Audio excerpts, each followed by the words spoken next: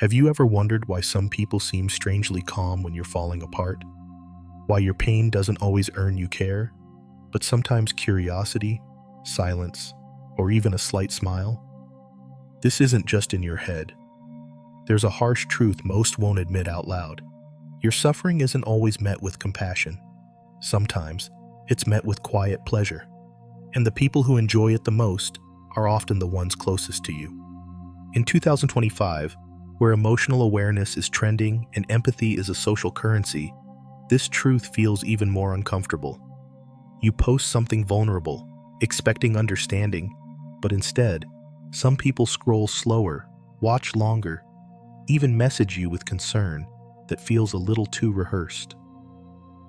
The world says, be vulnerable, but no one tells you what happens when your vulnerability becomes entertainment.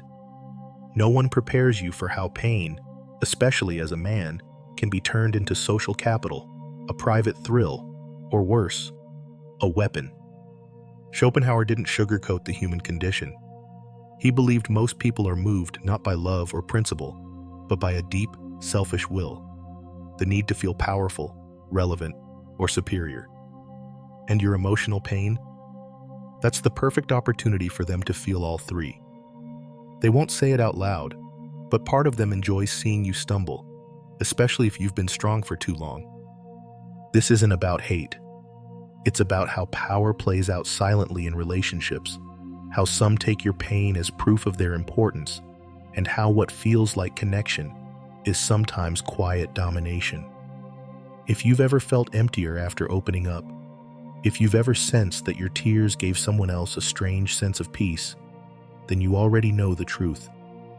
You felt it. You just didn't have the words for it. Until now. It starts subtly. You're having a rough day, your guard is down, and for once, you let it show. Maybe it's in your voice. Maybe it's in your eyes. Suddenly, someone who's usually distant leans in. Their tone softens. Their gaze lingers. And in that moment, you think, finally, someone cares. But stay quiet a little longer. Watch carefully. Because not all sympathy is pure.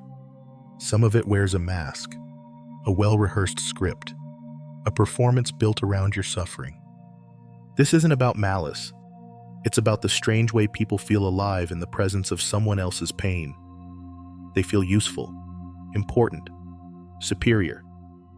They find meaning in playing the role of comforter, not always because they want to heal you, but because your brokenness makes them feel whole. And this is where the dynamic flips. You think you're being seen, but really, you're being used. Quietly, emotionally, invisibly.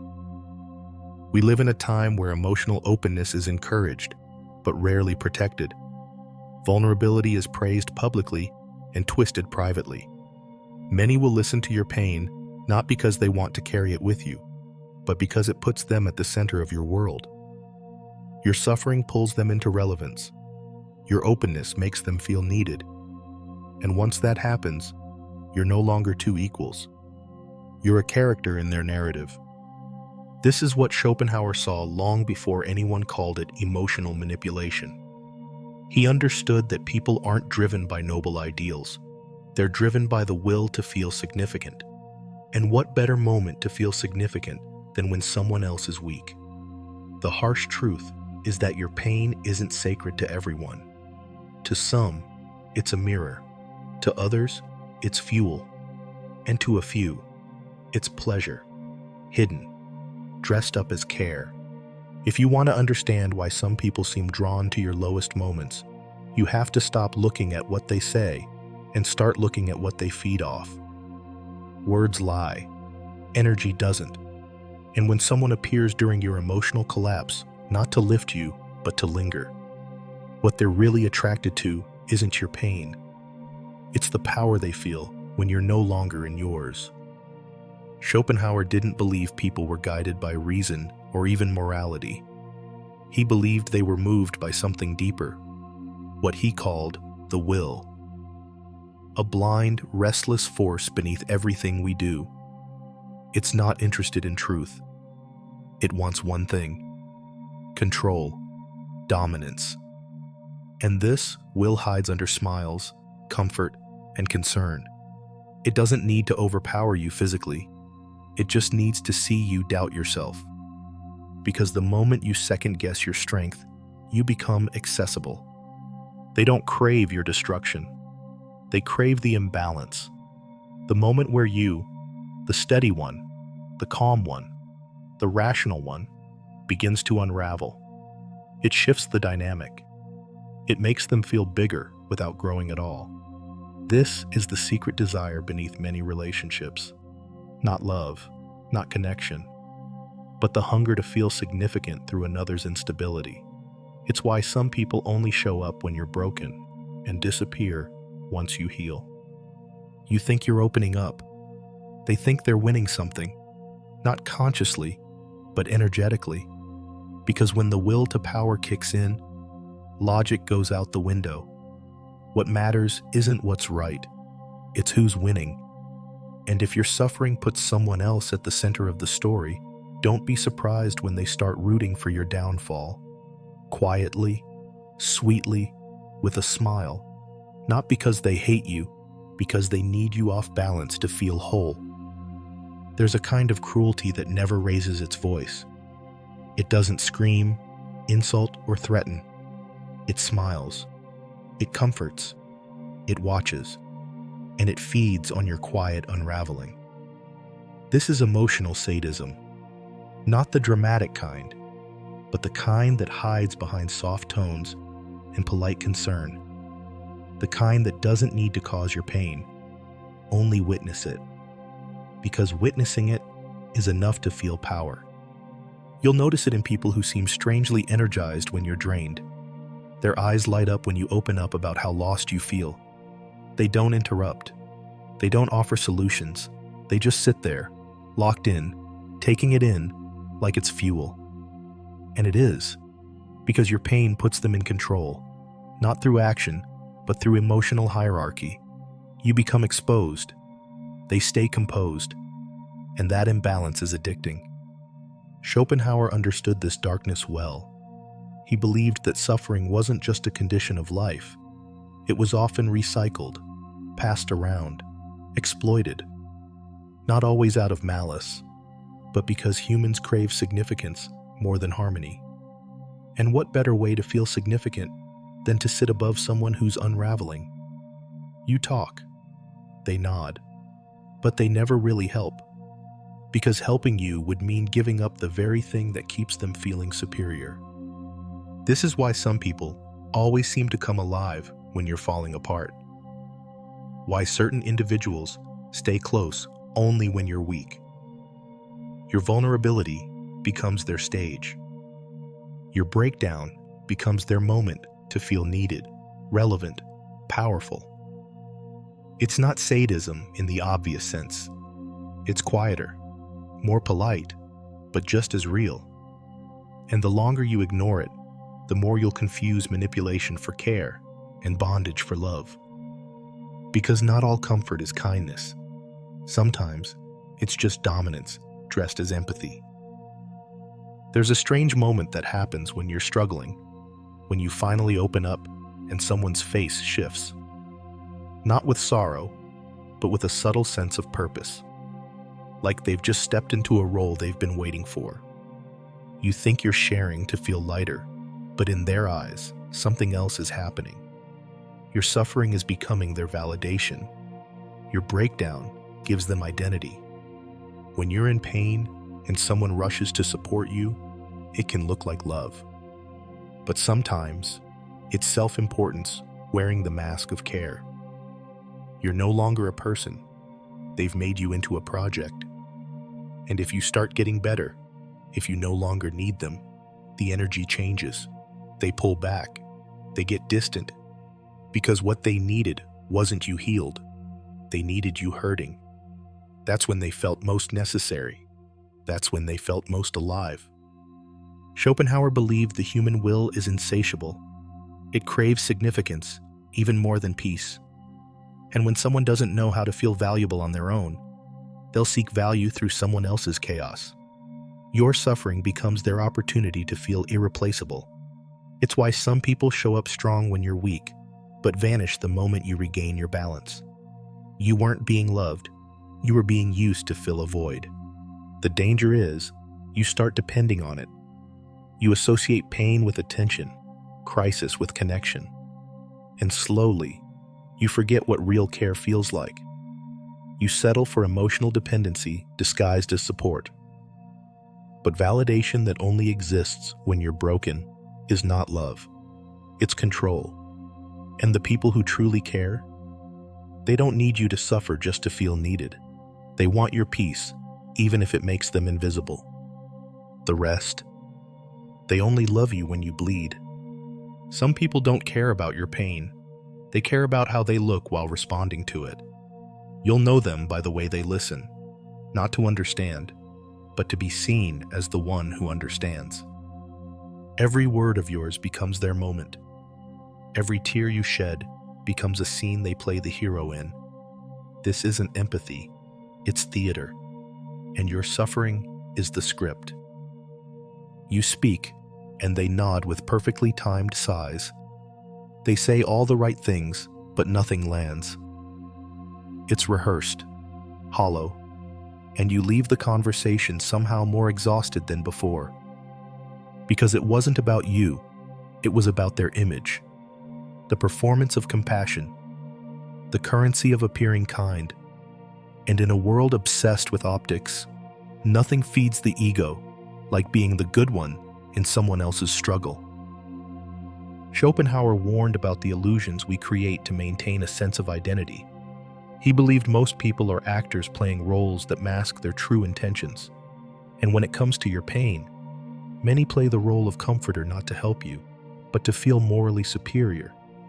They want to be seen as gentle, wise, unshakable. Your suffering gives them that platform. It lets them shine in the reflection of your darkness. This is why you feel unseen even when you're being heard. Why someone can listen for hours, yet never understand. Because they aren't listening to you. They're listening to the version of you that makes them feel valuable. And when your healing doesn't serve their performance, they lose interest. Real empathy is rare.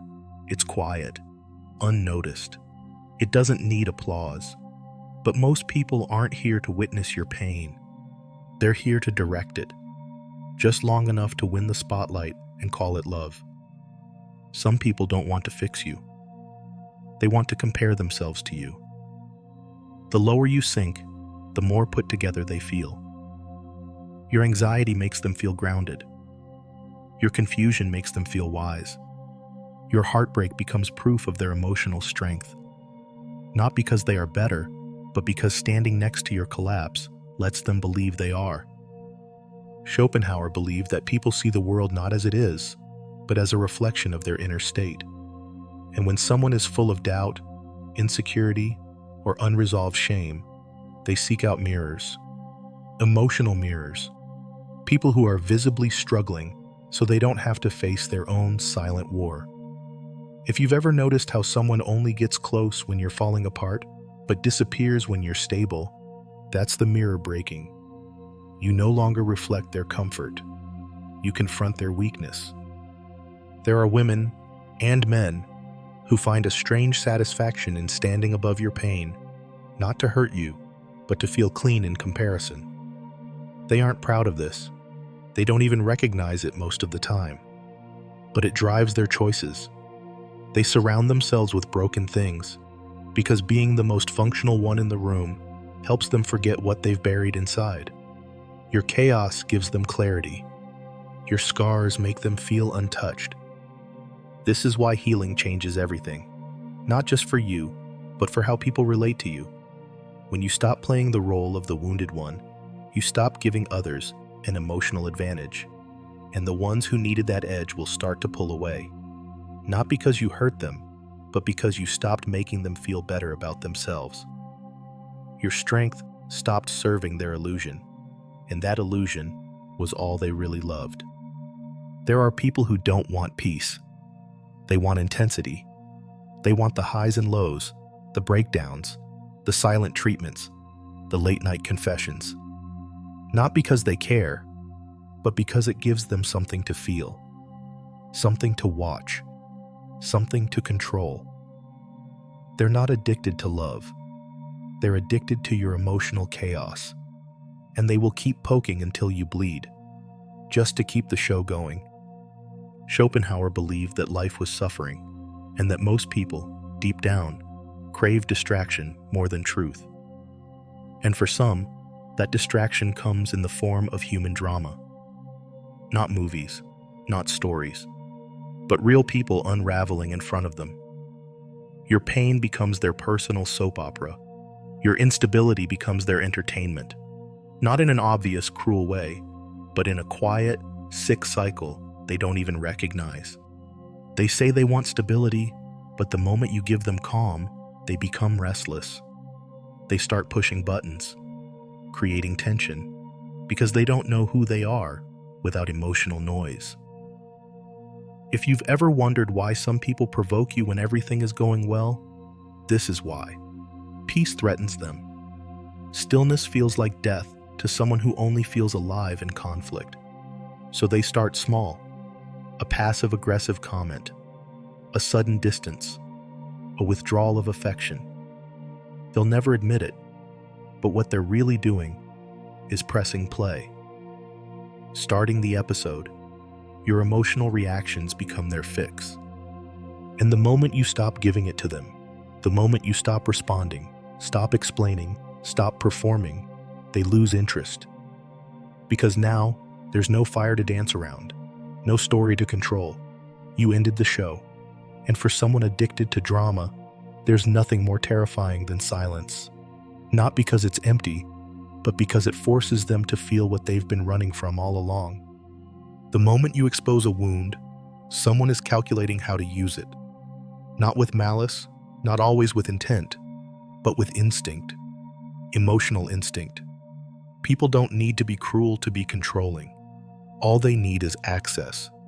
And when you let someone into your deepest places, when you speak from your rawest states, you give them more than vulnerability. You give them leverage.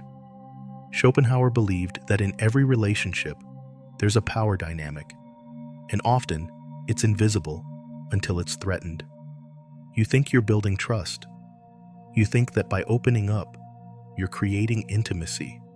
But what you may actually be doing is handing over the keys to your inner world. And once someone has those keys, they can walk in whenever they want. Not to help, but to remind you, to guilt you, to keep you compliant. There are people who never want you to fully heal, not because they're evil, but because your healing would mean they lose their position. When you're dependent, they become necessary.